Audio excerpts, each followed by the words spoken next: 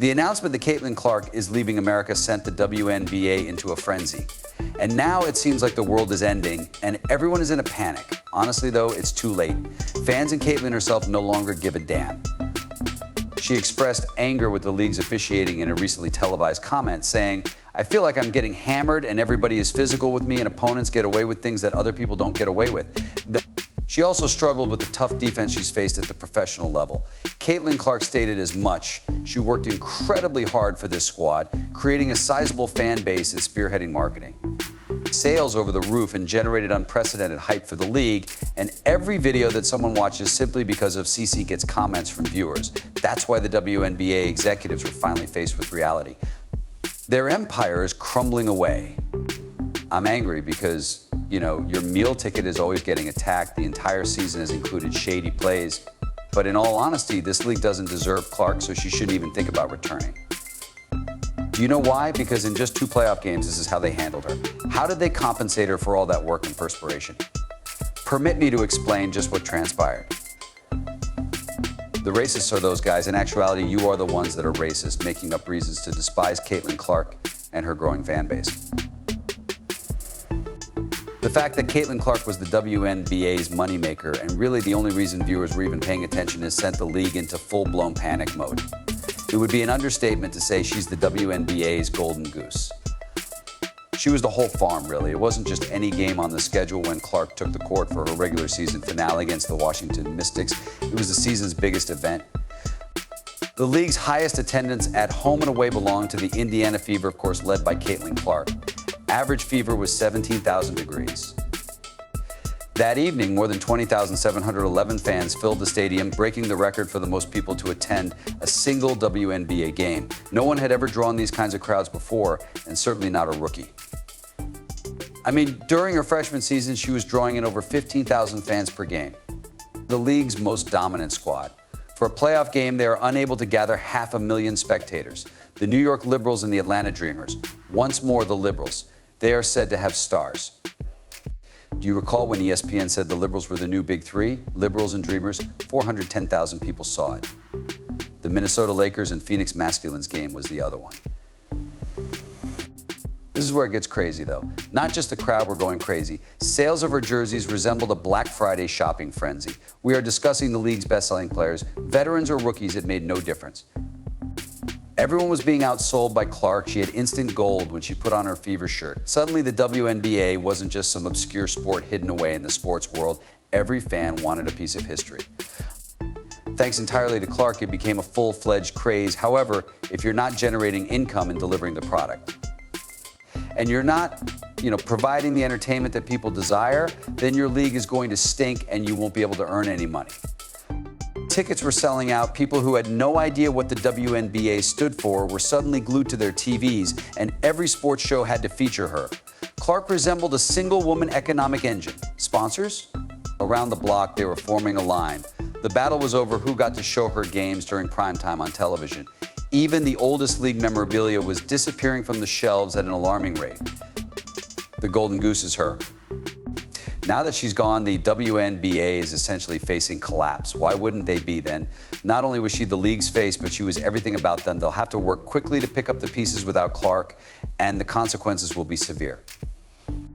The figures are truthful. She was the catalyst for enormous increases in revenue and ticket sales. Everyone had an opinion about Caitlin Clark from the beginning, but during those 2 playoff games, which went beyond all boundaries, things reached an all-time low. Clark was up against more than simply rivals. She was being subjected to egregious fouls, offensive remarks, and blatantly dirty actions that no other player would have to endure. She simply isn't built for this league's brutality. She also lacks the quickness to avoid the physicality. And don't believe it was simply a few small arguments. Some of the strongest voices in the league were behind these attacks. This on-court drama was unlike any other. The drive to bring her down was full-blown, and it quickly became ugly. Alyssa Thomas was first, and she essentially fanned the flames. She went straight for the kill after the Indiana Fever's thrilling loss to the Connecticut Sun. In her post-game interview on September 19th, 2024, she mentioned nothing about the game or even Clark's ability. This child is on the incorrect team. She lacks the necessary skill set to deal with that league's toughness. She's also inexperienced. She didn't back down either. accusing Clark and her supporters of harboring racial prejudices and asserting that the only reason Clark was receiving such attention was because she is a white athlete succeeding in a field dominated by black players. A stronger team is what she should be on. Yes, she did say that, and it caused a great commotion. Thomas didn't mince words, claiming that the excitement surrounding Clark was simply due to the fact that she was, quote, a white face in a field where black brilliance has traditionally been the cornerstone. It's been a lot of rubbish, to be honest. I don't think I've ever encountered racist remarks from Indiana Fever supporters in my 11-year tenure. We saw her face in a grave situation that occurred in this world, and to be honest, it's intolerable. Indeed, it has no place there. But oh no, if you assume that it ended there, think again. It immediately led to something far more repulsive. Things took a bad turn just one game later against the Connecticut Sun in the first round of the playoffs. By the third quarter, Clark was blazing hot, scoring 26 points, and DeJohnny Carrington decided to take matters into her own hands. In the true sense, in the fourth quarter, Carrington, who had been on Clark's tail the entire time, made her move during a fast break. And as she swats at the basketball, this woman, for some reason, chooses to stab him directly in Caitlin Clark's eye with her palm down in her fingernails. No foul call was made, no referees interjecting to check on anything. Is this blatantly inappropriate? Not at all. Everyone simply went on. She avoided going after the ball. She went straight for Clark's face, poking him in the eye with her finger. This was no harmless jab. Clark was temporarily blinded in one eye by a brutal strike. The officials? It was as if they were statues. Nothing wrong. Not a bugle. Not at all. Rubbing her eye and attempting to get rid of it, Clark staggered off. Did she, however, miss any? Nope. As is her habit, she returned immediately. Even when it seems like the league is turning a blind eye, she doesn't give up. Your main attraction, your lifeblood, the reason you matter, was just stabbed and attacked and got away with it all. And in game two, just when you thought things couldn't get any worse, along came Candace Carter. On September 23rd, 2024, the attack became a full-scale assault. Carter wasn't merely playing defense, she was also a bit of an extra in her physicality. She wasn't holding back when it came to her aim to break Clark. She smashed an elbow so powerfully into Clark's ribs halfway through the second quarter that it left her doubled over and out of breath. I'm angry because, your meal ticket is always getting attacked. The entire season has included shady plays. Everyone witnessed it, including the fans and pundits, but ostensibly not the referees who simply pretended it was just another play. Carter, though, wasn't done. Subsequently, during the fourth quarter, she essentially threw Clark to the ground with her body. It appeared less like a basketball play and more like a linebacker tackle. And what do you know? Clark simply picked herself up off the court without a foul or call. Her expression was pure frustration.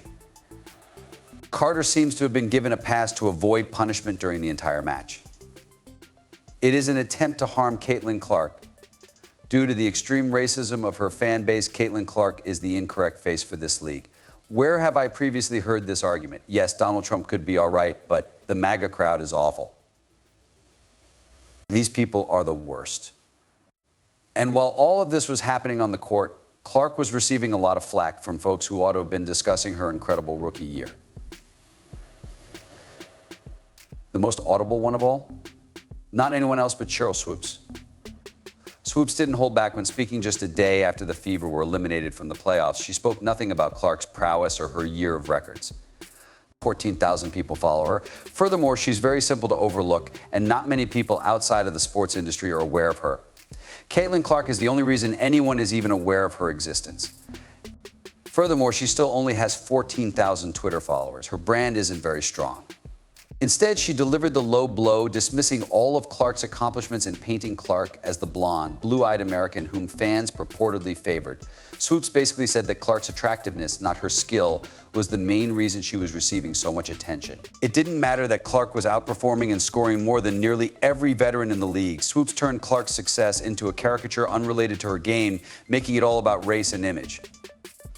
These weren't just cheap jabs or inane remarks. They were intended to demolish Clark, to cast doubt on all she had accomplished, and to give the impression that she hadn't earned her spot in the league. Not only were the hits physical, but they were also intimate. They were intended to undermine any credibility or respect she had acquired and give the impression that prejudice or favoritism was the only reason for her ascent.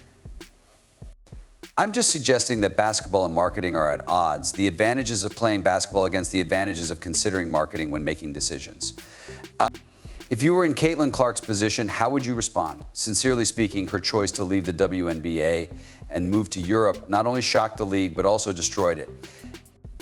It seemed as though the whole basketball world came to a stop when she revealed the shocking news on September 26, 2024, just 2 days after the Indiana Fever's disastrous playoff run. Clark also didn't mince words about her motivations. She stated unequivocally that she needed a vacation from the constant mental strain she experienced in her first year.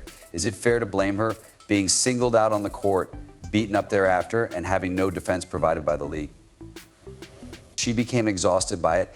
It wasn't only the beating she received from opponents, though the WNBA completely failed to support her. Not only did Clark feel defenseless, but she also felt abandoned. This season, Caitlin Clark attracted over 1.8 million viewers throughout regular season games. But there's a ton more disappointment ahead, so I hope Kat Engelbert is prepared for that. And let's not fool ourselves, she joined the WNBA at an awful time. Everything was at last picking up in the league. As I've told you, viewership, ticket sales, and revenue. Hence, during her freshman season, Clark alone drew in over 500,000 spectators, illustrating just how popular she was. Yes, 500,000 people came to see her. Nothing like it had ever been seen in the league. Let's consider this from the appropriate angle. Gratitude is the first word that comes to mind when I think about Caitlin Clark. It's worse for the Fever, though. Once more, they are gazing down the barrel of irrelevance. Those sold-out contests will resemble high school scrimmages without Clark. Those exorbitant prices on the secondary market. Regarding the nosedive, the sponsors, the ones who are showing interest at last, are probably in the process of packing. The impact would be felt even by nearby companies that benefited from the game day throng. Gainbridge Fieldhouse, which was electrifying whenever Clark hit the ground, would quickly return to a deserted village.